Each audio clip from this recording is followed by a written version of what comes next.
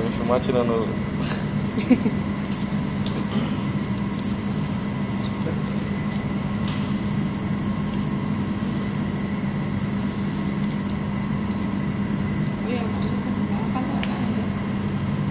Doctor, libro, ¿para cuándo? ¿Ya canceló Reinaldo? No. Canceló Reinaldo. Reinaldo mañana me va a dar la lista de los alumnos que han cancelado.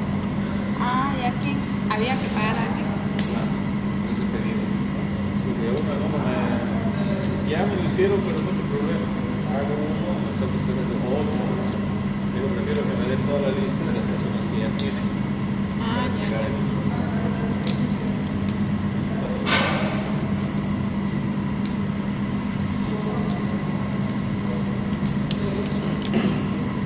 Doutor, nosso exame vai ser quando?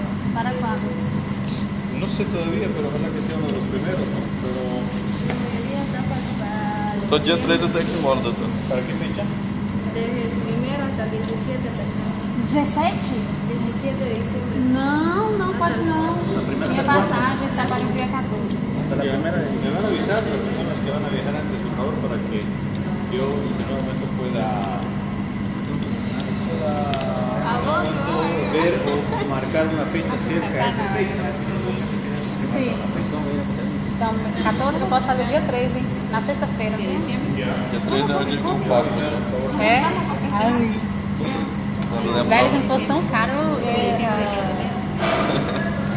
Año nuevo. eu colocava para dia 12, dia 10. Colocaram pro dia 1º.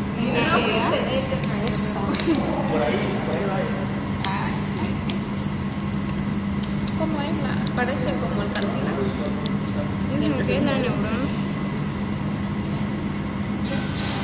Pensé que ella se fue, está esperando. Isso aqui é o que, doutor? Mira lo espinal. No, está bien. Es que no me acuerdo. Es que me corté el cabello. Ah, se cortó el cabello. Eso es bien raro. Ajá, estaba más peludo, más pelón, me quedé más peludo. Ah, eso es entonces. Ya. Entonces hoy día vamos a reconocer parte de la neuroanatomía. En esta preparación nos falta el cerebro, ¿verdad? Entonces allá estoy viendo unos cerebros, no sé, pero después, primero es esto. Siguiente clase ya vamos a ir reconociendo. Ya. Vamos primero a empezar ordenadamente, donde nosotros tendremos que marcar en determinado momento el conducto auditivo externo del borde infraorbital. Línea de Frankfurt que nos va a permitir estudiar la región de la cabeza. Luego vamos a tener que imaginar las manos en supinación y los talones juntos con un ángulo de 45 grados. Eso tiene que estar muy bien descrito para que yo estudie el cuerpo humano para ser médico clínico general o para ser especialista, ¿ya? Entonces van a ver, cuando habrán visto en los congresos, donde los médicos especialistas de 30 años de experiencia, etcétera, nos siguen explicando los 4 pilares. Entonces es importante que nosotros a partir de ahora marquemos ordenadamente cualquier estructura que vayamos a estudiar en el cuerpo humano. Segundo pilar, vamos a marcar los planos, el plano medio, que va a cortar pues a estas 3 regiones en una mitad derecha y una mitad izquierda. El plano coronal cortará a estas 3 regiones en una parte anterior y una parte posterior. El plano transverso pues cortará en una parte superior y una parte inferior de acuerdo a las estructuras que nosotros vayamos estudiando. En determinado momento, un cuarto pilar significa regiones. Estas regiones en determinado momento serán importantes porque marcaremos el vértex, marcamos el borde inferior del cuerpo de la mandíbula y vamos a marcar al atlas como región de la cabeza. Como región del cuello tendremos que marcar el borde inferior del cuerpo de la mandíbula, el atlas, y marcaremos la escotadura yugular y la cervical 7. Y como médula o como columna vertebral marcaremos el atlas hasta el coxis. Marque por favor. Imaginemos el coxis más abajo, ahí, más ahí, coxis, ¿ya?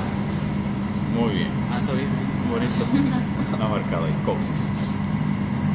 Ahora, estructuras anatómicas. Vean cómo estamos yendo. Primer pilar, segundo pilar, tercer pilar, cuarto pilar, y ahora tengo que describir estructuras anatómicas.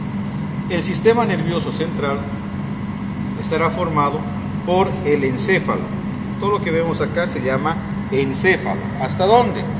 Hasta el atlas. Vean que ahora puedo marcar claramente el atlas, el arco anterior del atlas, y el, si no lo veo lo toco, pues un hueso, arco posterior.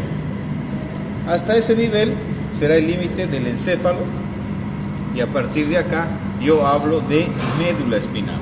Entonces, el sistema nervioso central está formado por el encéfalo y está formado por la médula espinal.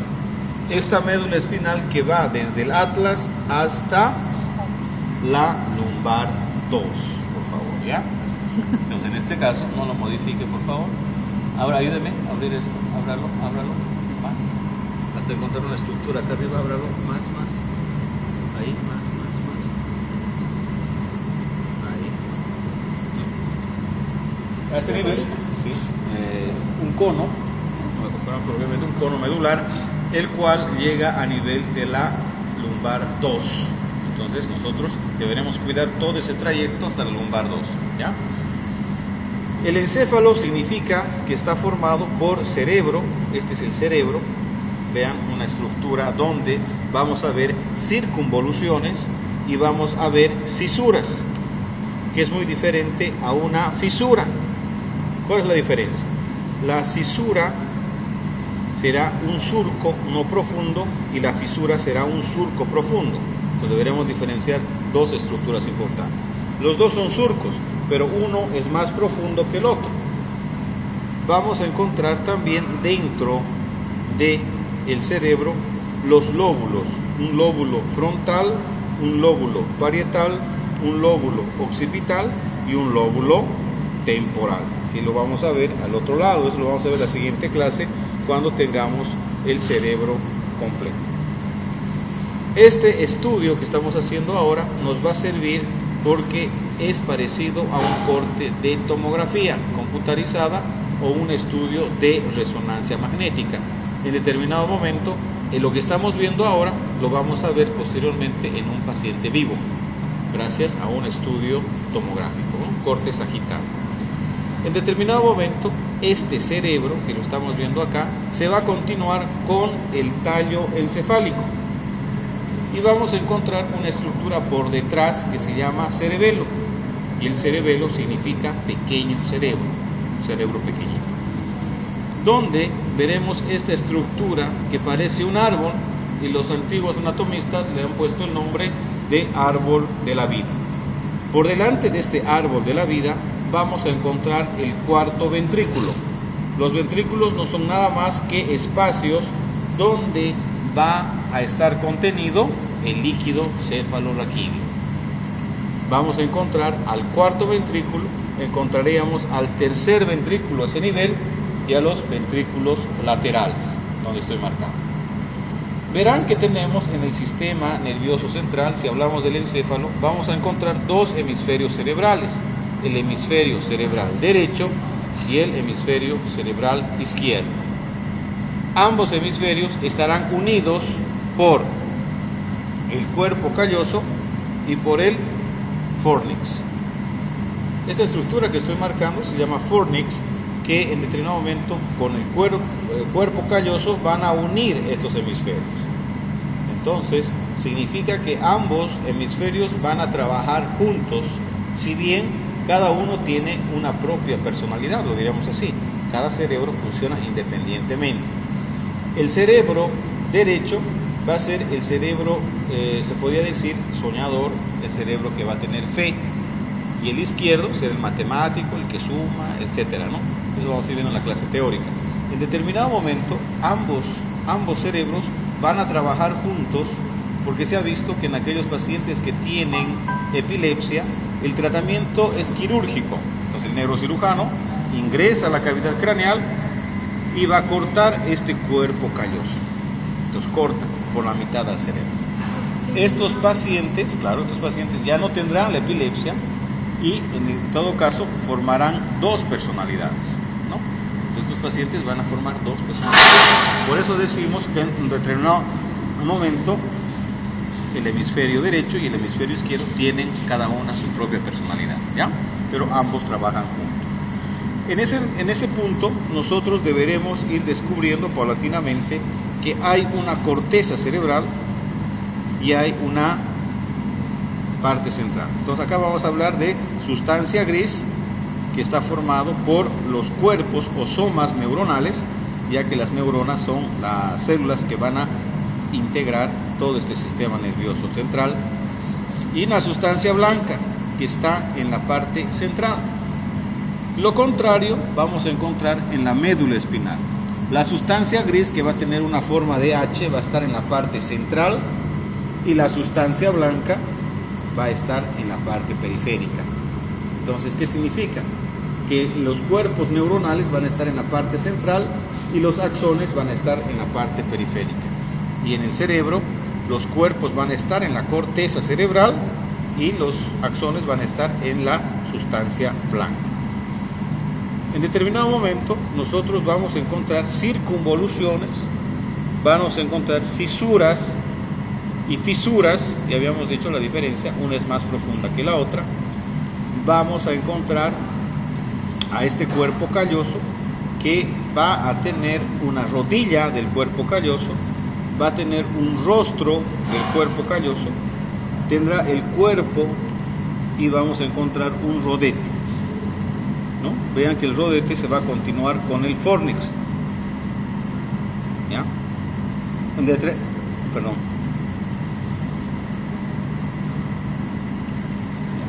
En determinado momento, tengo algo.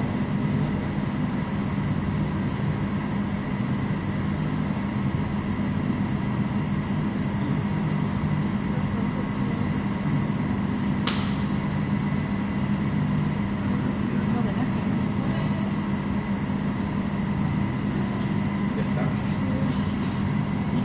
No tenía un pelito ahí. Un pelo de estos que se ven tan... No, mentira. No, es otra cosa, pelo, ¿ya? Perdón, denme campito, por favor, si no, no voy a poder explicar. Las relaciones que tiene el encéfalo en determinado momento, ya viendo los límites del atlas, ahora podemos marcar el atlas, podremos marcar el diente del axis, podremos marcar la cervical 3, la cervical 4, la cervical 5, la cervical 6 y la cervical 7, que cada una de estas van a estar relacionadas con los discos intervertebrales. Encontraremos también relación con los huesos del neurocráneo. Entonces el neurocráneo, si se acuerdan, tiene 8 huesos, ¿verdad? 8 huesos, que 4 de ellos son impares y 2 de ellos son pares. Los impares irán desde el frontal, que estamos viendo acá, frontal. El siguiente tendrá que ser el etmoides, en ese orden,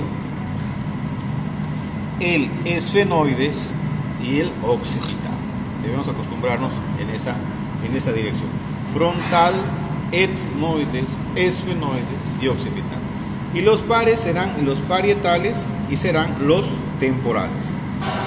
En estos huesos nosotros deberemos reconocer los senos paranasales, ya que este corte nos ayuda a diferenciar el seno esfenoidal, el seno frontal, el seno etmoidal y el seno maxilar superior, el seno del maxilar superior. Esos senos son paranasales.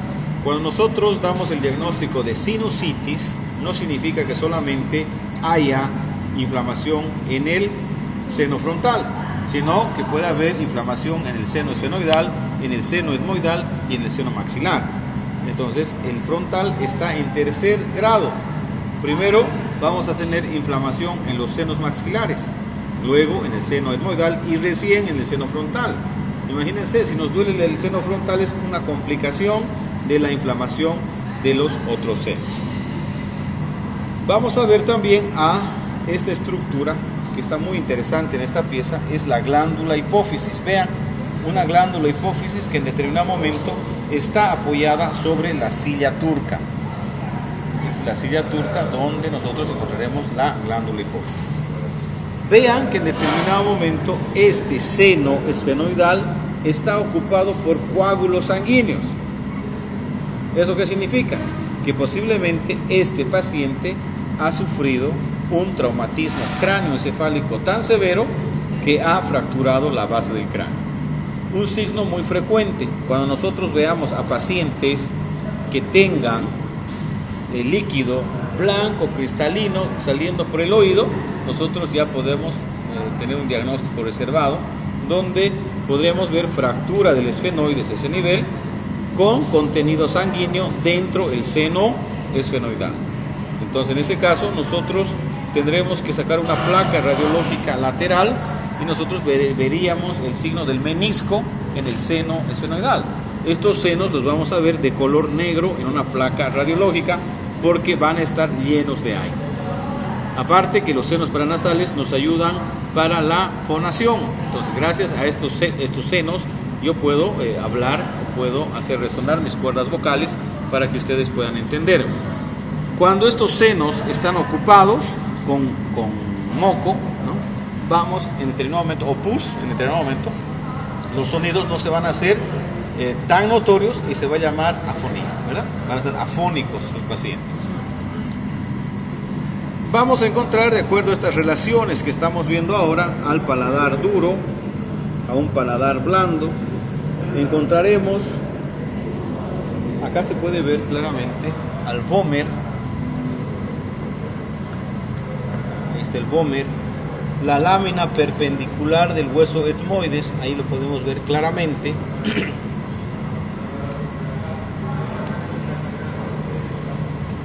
Vamos a encontrar acá al geniogloso, que va a ser la lengua, ¿no? El genioideo,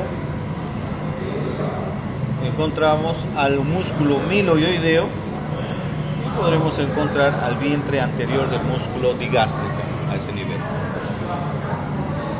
Glándulas labiales, labio inferior, labio superior,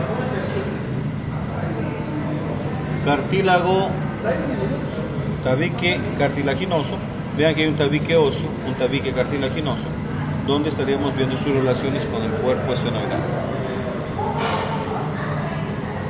Faringe, laringe, epiglotis, tráquea, esófago. Pero este esófago está muy delgado, ¿no? Imagínense muy delgadito ese esófago. Vamos a ir entonces encontrando en esta parte a las capas del cuero cabelludo, piel con cabello, tejido conectivo denso, aponeurosis epicraniana. Entonces tendremos que marcar al músculo frontal con el músculo occipital.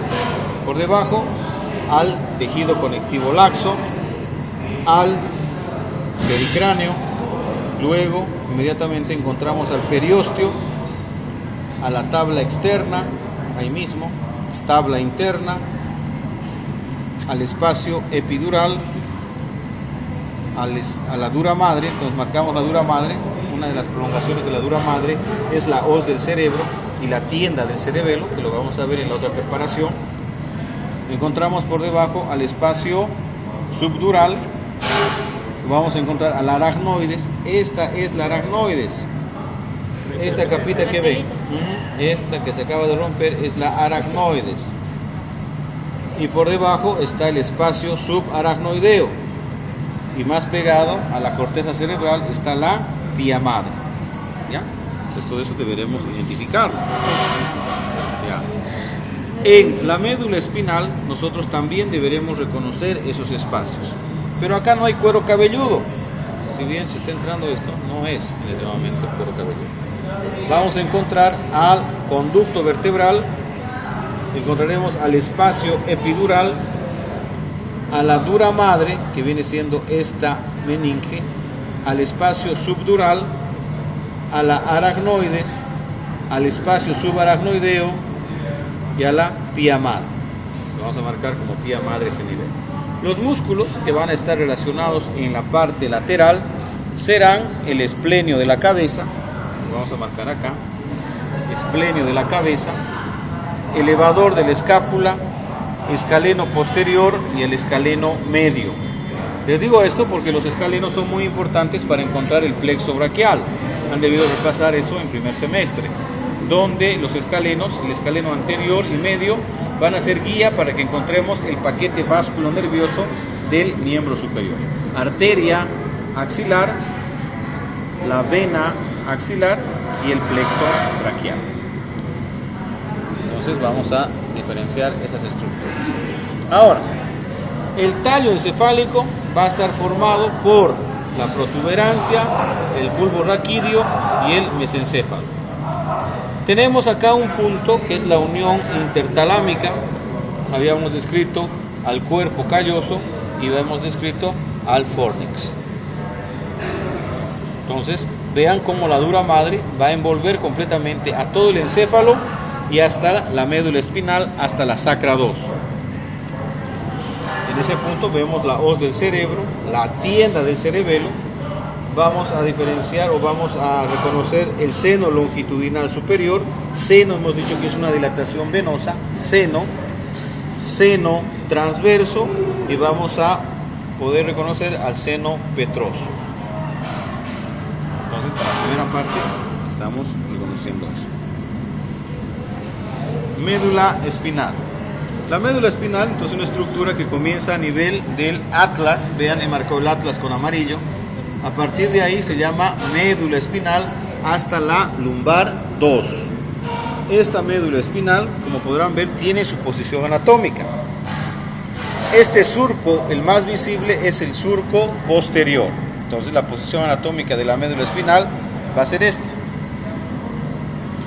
Vamos a encontrar un surco anterior que no se ve claramente, un surco posterior, un surco anterolateral derecho, un surco anterolateral izquierdo, un surco posterolateral derecho y un surco posterolateral izquierdo. Estos surcos son importantes porque van a nacer los nervios espinales.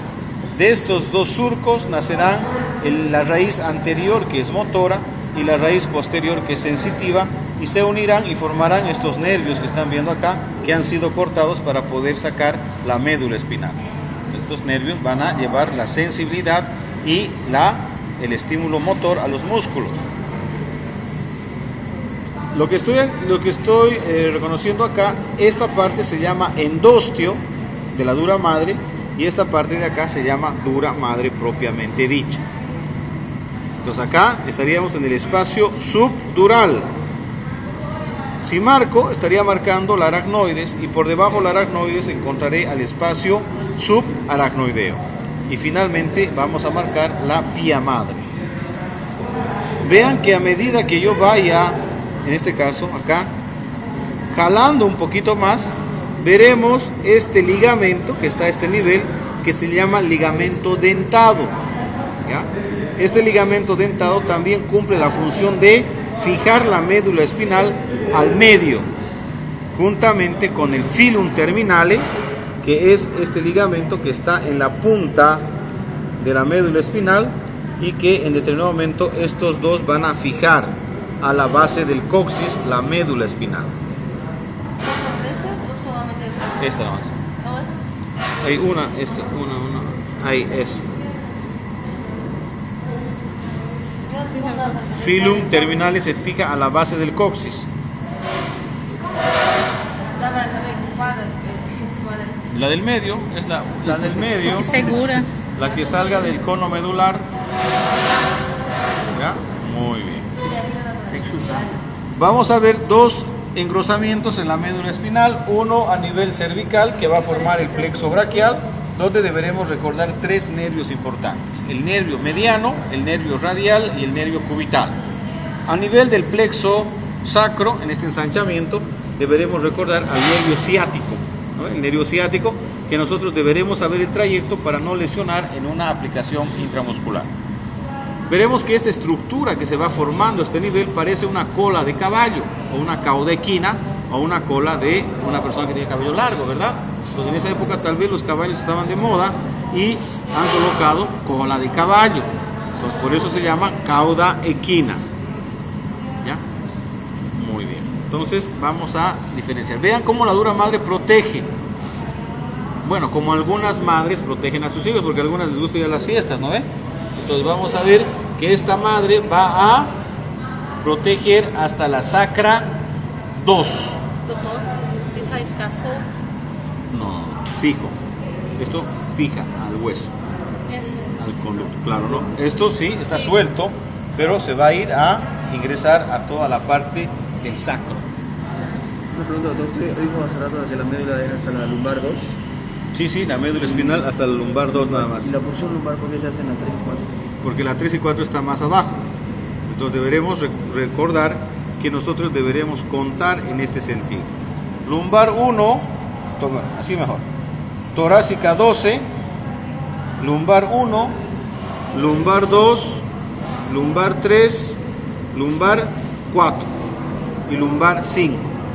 La médula espinal llega hasta la 1, 2, lumbar 2, y la punción lumbar la debo hacer entre la L3 y L4.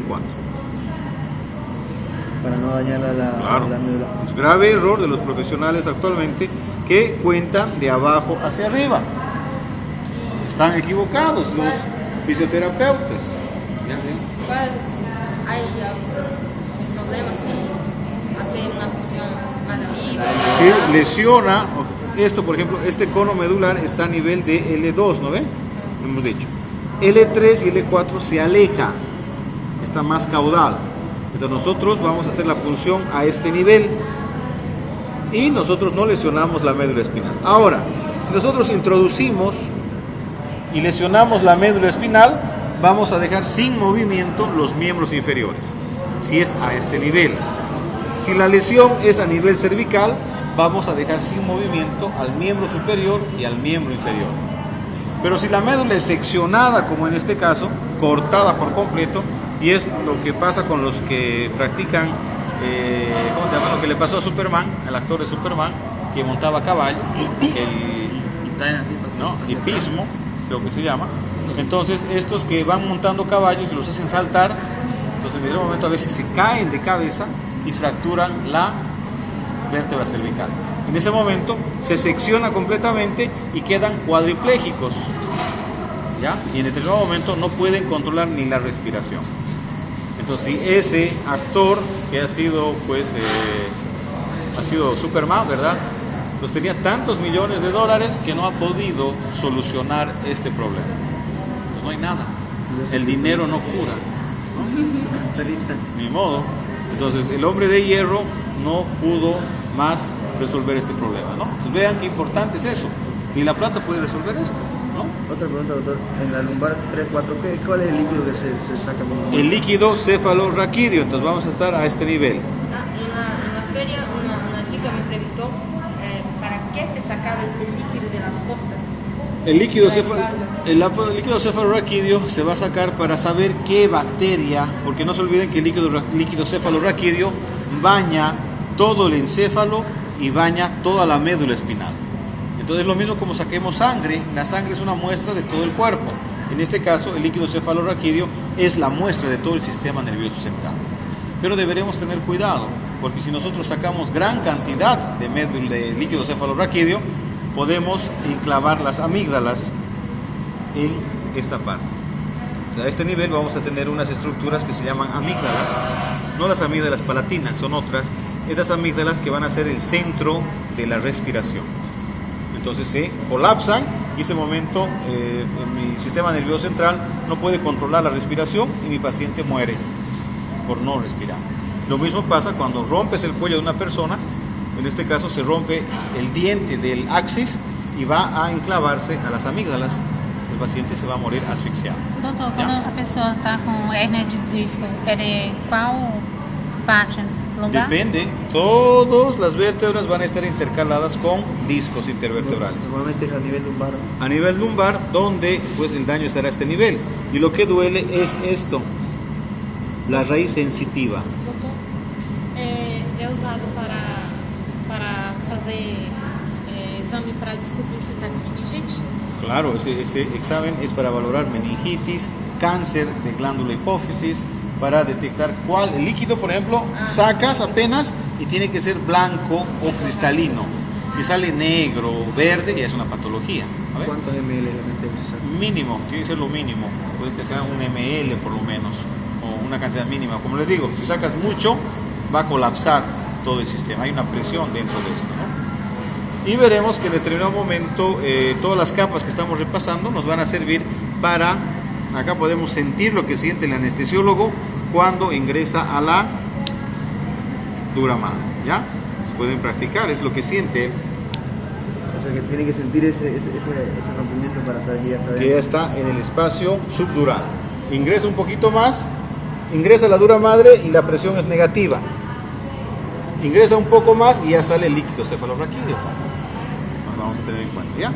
En determinado momento estos líquidos van a estar siendo formados en los plexos coroideos. Acá podemos ver los plexos coroideos a nivel del vernix y a nivel de los ventrículos laterales. Ahí se forma y también es causa de una hidrocefalia en los niños, ¿no? Si alguno de estos conductos se bloquea, el líquido aumenta, no sabe por dónde salir el líquido y va a formar grandes espacios dentro del cráneo. Como es un niño que se está formando, los huesos se van a ir adoptando, se van a ir adaptando a ese tamaño. Bueno, entonces vamos a identificar de esa forma esta primera parte, ¿ya? Entonces la siguiente clase vamos a otras estructuras hasta que tengamos por lo menos unas 400 estructuras. No, entera. ¿Este es el primer repaso? Sí, el primer repaso, ¿ya? ¿Y la carpeta? En esta semana, mañana voy a recoger la lista de los que ya han cancelado para hacer el pedido y el fin de semana les voy a cancelar. Con Reinaldo. Reinaldo, ¿no? Como la anterior vez, más o menos, la misma organización. Entonces, el segundo repaso, ¿qué sería? Segundo repaso, ya empezamos a hablar de cerebro. Vamos a hablar de los cerebros. Doutor, na classe antes tinha menos alfinete. Este es A classe anterior tinha menos alfinete. Me voy acordando, ¿no? Allá ya dio ya.